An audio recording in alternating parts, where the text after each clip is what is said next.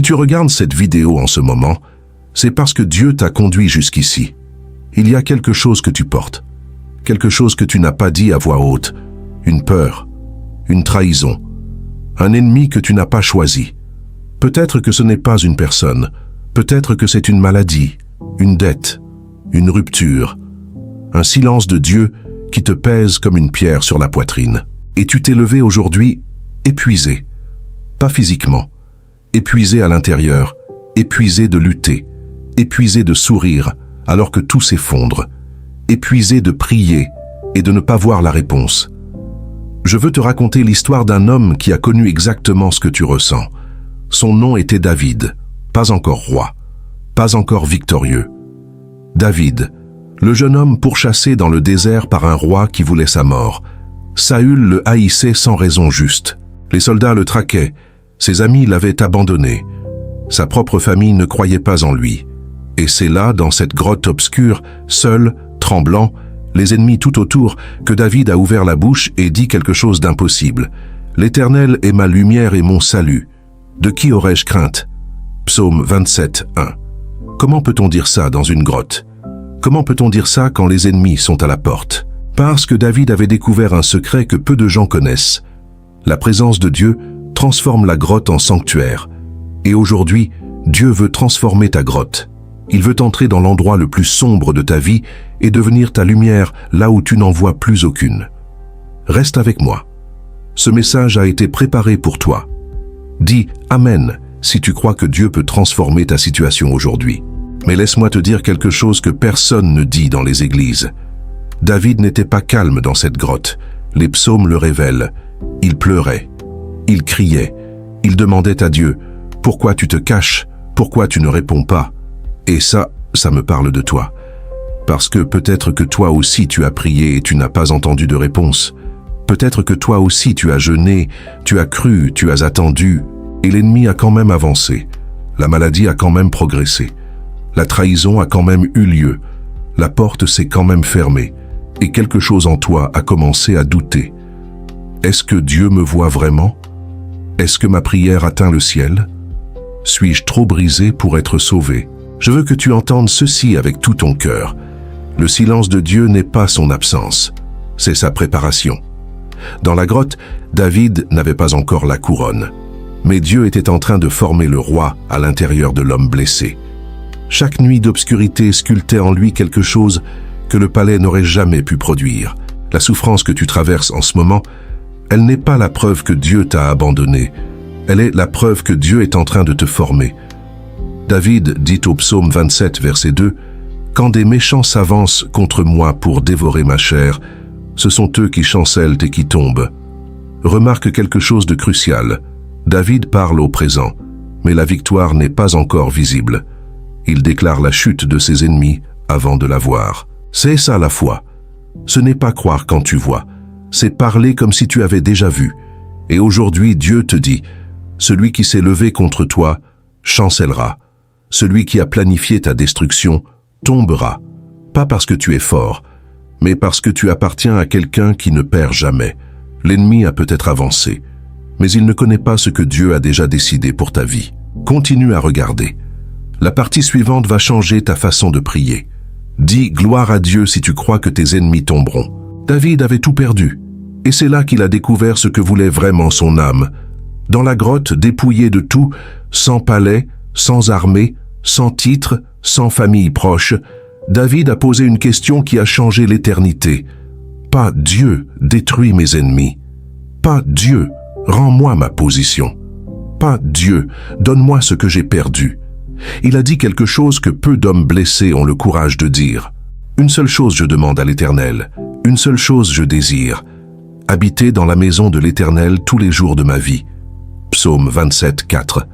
Une seule chose, au milieu des ennemis, au milieu de la trahison, au milieu de la douleur qui ne passait pas, au milieu des nuits sans réponse. David n'a pas demandé la victoire en premier, il a demandé la présence. Et c'est là que beaucoup d'entre nous se trompent dans la prière. Nous prions pour que la situation change. Dieu veut que nous changions à l'intérieur de la situation. Nous demandons la sortie de la grotte. Dieu veut nous donner lui-même à l'intérieur de la grotte. Parce qu'il sait quelque chose que tu ne vois pas encore. Une personne qui a trouvé Dieu dans la grotte ne craint plus jamais aucune grotte. Pense à ce moment dans ta vie, cet endroit obscur où tu te trouves en ce moment. Cette relation brisée, cette santé qui inquiète, cette situation financière qui t'étouffe la nuit, cette personne qui t'a trahi et qui dort tranquillement pendant que toi tu pleures. Dieu est là, pas seulement autour de toi, en toi. Et il te pose la même question qu'il a posée à David. Qu'est-ce que tu veux vraiment? La solution ou moi? Parce que quand tu choisis lui, les solutions viennent différemment. Elles viennent avec la paix, elles viennent avec la sagesse, elles viennent avec une autorité que tes ennemis ne peuvent pas contester. David a choisi la présence, et Dieu lui a donné la présence et la victoire. Ce n'est pas un hasard, c'est un principe du royaume. Cherche d'abord sa face, et tout le reste sera ajouté par celui qui connaît exactement ce dont tu as besoin, avant même que tu le demandes. Ne pars pas maintenant. La prière commence dans la prochaine partie, et elle a été écrite pour toi. Dis « Je crois » si tu choisis sa présence aujourd'hui. Maintenant, ferme les yeux. Cette prière n'est pas pour être entendue par les hommes, elle est pour être entendue par le ciel. Père céleste, je viens devant toi aujourd'hui, non pas parce que je suis fort, mais parce que je suis épuisé d'essayer de l'être. Je viens avec mes mains vides, avec mon cœur brisé, avec des questions que je n'ai pas osé prononcer à voix haute parce que j'avais peur que tu ne répondes pas. Mais aujourd'hui, je choisis de croire. Père, tu connais les ennemis qui se sont levés contre moi. Tu vois ceux qui ont parlé contre moi dans l'obscurité. Tu vois les portes qu'on a fermées devant mon visage. Tu vois les larmes que j'ai pleurées seul, la nuit, quand personne ne regardait. Et comme David dans sa grotte, je veux te dire quelque chose qui coûte tout à mon orgueil. J'ai besoin de toi. Pas seulement de ta puissance, pas seulement de tes miracles, de toi, de ta présence qui transforme la peur en paix, de ta voix qui calme la tempête à l'intérieur de moi, avant même de calmer la tempête autour de moi. Seigneur, le psaume dit « L'Éternel est ma lumière et mon salut ». Alors aujourd'hui, je te déclare ma lumière dans cette situation obscure que je traverse, dans cette nuit qui semble ne pas avoir de fin, dans ce silence qui me fait douter. Sois ma lumière, Seigneur. Illumine le chemin que je ne vois pas. Illumine le visage de ceux qui me veulent du bien et aveugle les plans de ceux qui me veulent du mal. Révèle ce qui est caché, expose ce qui est fait dans l'ombre contre moi, et que ta justice, pas ma vengeance, que ta justice soit faite dans ma vie.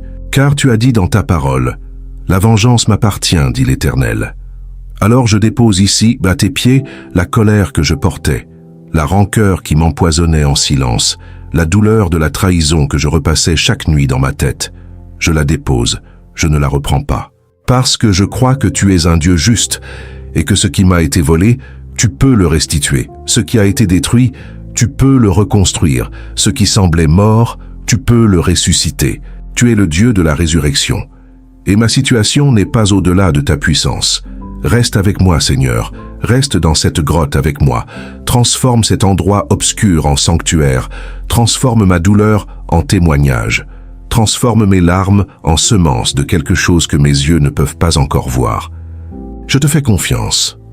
Pas parce que je comprends, mais parce que tu es fidèle, et ta fidélité ne dépend pas de ma compréhension. Dis « Amen » si cette prière est aussi la tienne aujourd'hui. Il y a un moment dans la vie de tout combattant de Dieu où il cesse de pleurer sur ses ennemis et commence à leur parler. Ce moment, c'est maintenant. David ne s'est pas arrêté à la lamentation. Il ne s'est pas arrêté à la prière douce et tremblante. Il y a eu un moment dans la grotte où quelque chose a changé en lui, où la peur a cédé la place à la certitude, où les larmes ont cédé la place à la déclaration, où l'homme blessé est devenu l'homme consacré. Et il a dit, avec une voix que ses ennemis pouvaient entendre, « Une armée se campe-t-elle contre moi? Mon cœur n'a point de crainte. » Psaume 27, 3. Pas parce que l'armée avait disparu. L'armée était toujours là. Les ennemis étaient toujours là. La douleur était toujours là. Mais David avait compris quelque chose de fondamental. L'ennemi n'a d'autorité que sur celui qui lui en donne. Et aujourd'hui, je veux que tu te lèves à l'intérieur de toi-même, même si ton corps est assis, même si tes yeux sont fermés, même si tu es épuisé. Lève-toi en esprit, parce qu'il est temps de faire une déclaration. Répète après moi, avec ta voix, avec ton souffle, avec toute ta foi. Je déclare que je suis protégé par le sang de Jésus-Christ. Tout plan formé contre moi sera détruit. Toute parole mauvaise prononcée contre ma vie tombera à terre. Tout ennemi visible et invisible qui s'est levé contre ma famille recule maintenant, au nom de Jésus. Je déclare que ma maison est couverte. Je déclare que mes finances sont restituées. Je déclare que ma santé est entre les mains du Dieu vivant. Je déclare que mes enfants sont gardés par les anges du Seigneur. L'Éternel est ma lumière, alors l'obscurité n'a pas de place dans ma vie.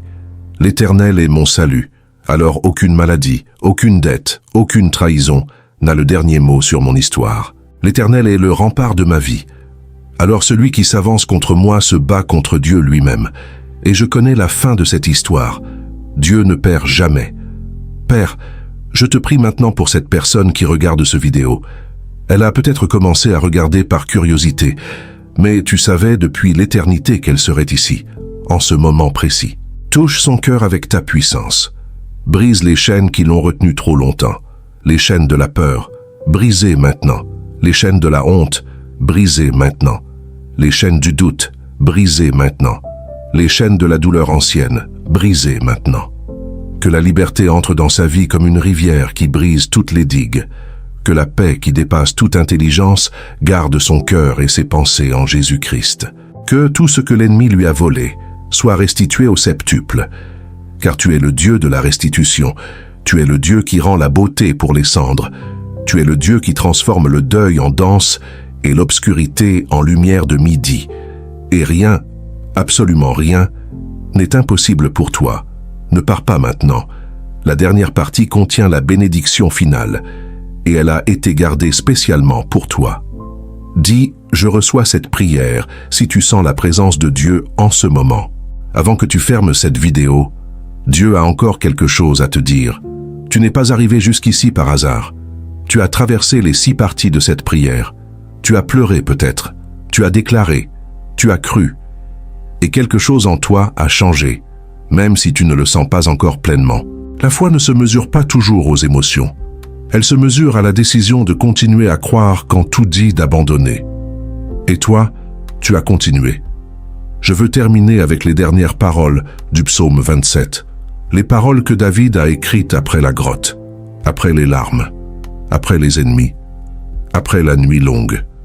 Il a dit, et je veux que tu lises ces mots comme s'ils étaient écrits pour toi aujourd'hui.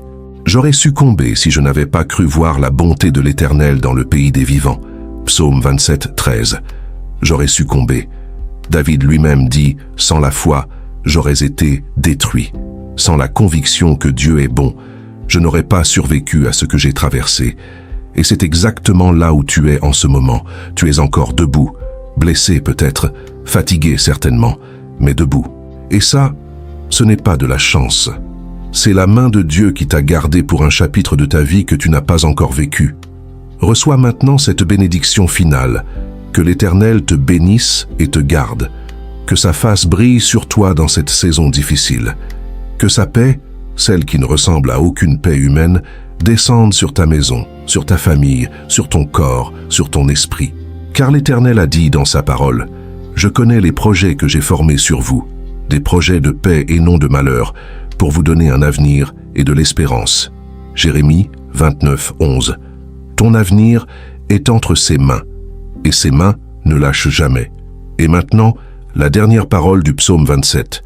La parole que David laisse à tous ceux qui traversent la nuit. Espère en l'Éternel. Fortifie-toi et que ton cœur se raffermisse.